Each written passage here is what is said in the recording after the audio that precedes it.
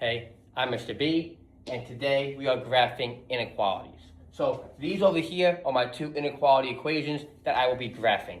And they look just like y equals mx plus b equations, except for the fact that there's not an equal sign. There's a greater than, or there's a less than symbol, or less than or equal to symbol. And it's pretty much, or any kind of symbol that's just not an equal sign. And that's the reason for the name inequality is not equal. And that's why the answer, there's not going to be one exact answer to these kind of equations, but you can pick like one from a bunch of different answers, which I'll explain what I mean in a second. To actually deal with these, I have to graph these just like I'm graphing a linear equation. Y is greater than 2x minus 8. I start at minus 8, because I always start at my y-intercept. Then I follow my slope, 2 over 1. Which means up 2 over 1. And I go up 2 boxes over 1. I go up 2 boxes over 1. And when I go over 1, I always go to the right. Just like I'm graphing a regular equation. But here's where it's different. And here are my rules over here to the left. If it's greater than or less than, it's going to be a dashed line. If it's less than or equal to, greater than or equal to, then it's a solid line. What does that mean?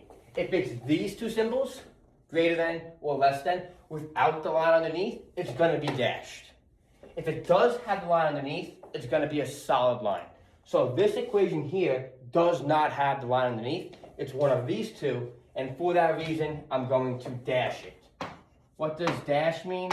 Don't make it full. Like, you see I kind of left spaces because the line isn't actually equal there. The value there isn't actually what I want. What I want is greater than it. So everything that's greater than it is going to make my equation happy, or going to satisfy my equation. What's greater than this line? Greater means more than. Everything that's above this line. So all of this here is all of these coordinates, these gazillion coordinates above, all make my top equation happy. And they all could be acceptable answers. But that's only one of the equations. I have to make both of them happy. My second one is y is less than or equal to negative 1/2 x plus 1.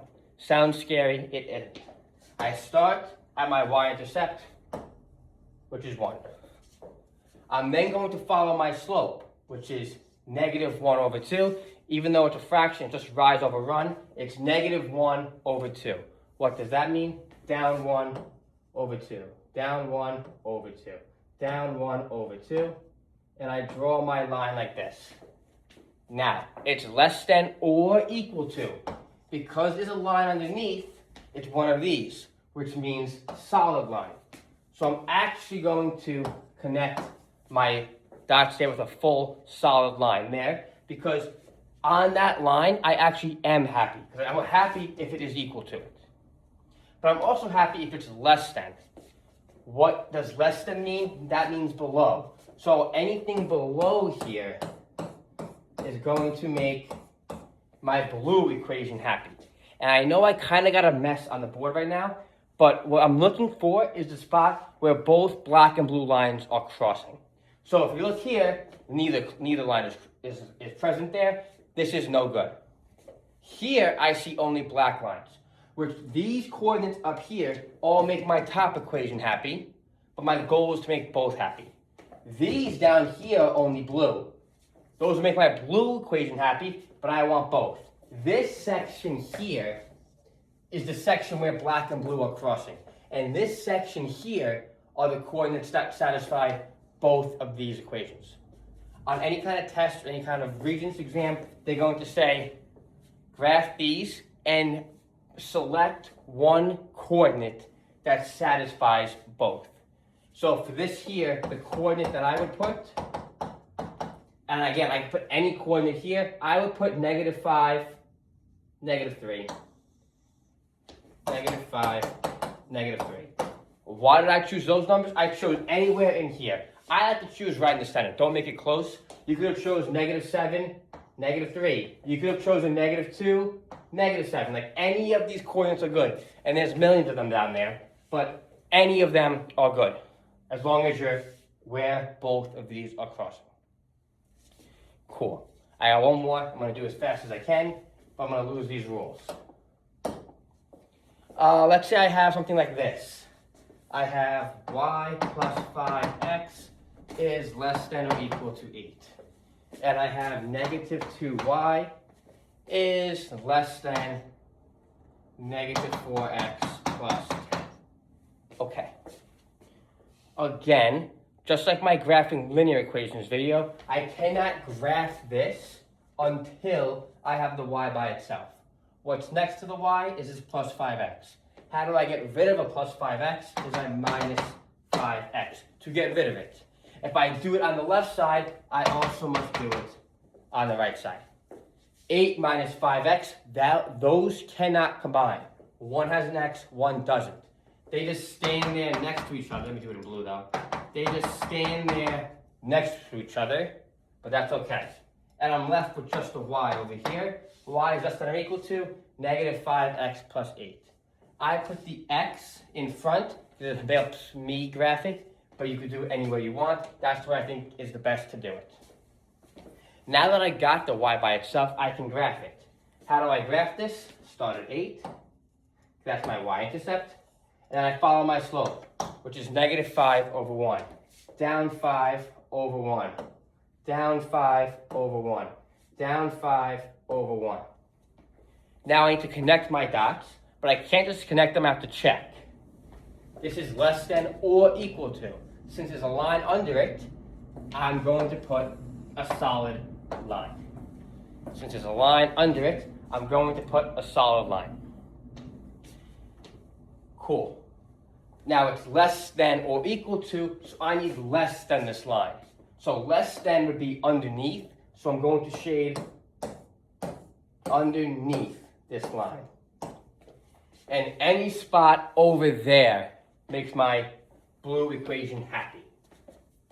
Now, I'm going to do my black equation. Again, I need the y by itself. What's next to the y is this negative 2. How do I get rid of this negative 2? I divide by negative 2 to get rid of it. If I divide by negative 2, I do it to everything. I'm left with y. Negative 4 divided by negative 2, that's 2x. 10 divided by negative 2, that's negative 5. Okay. I didn't put the sign for a reason. Very important. Most important thing.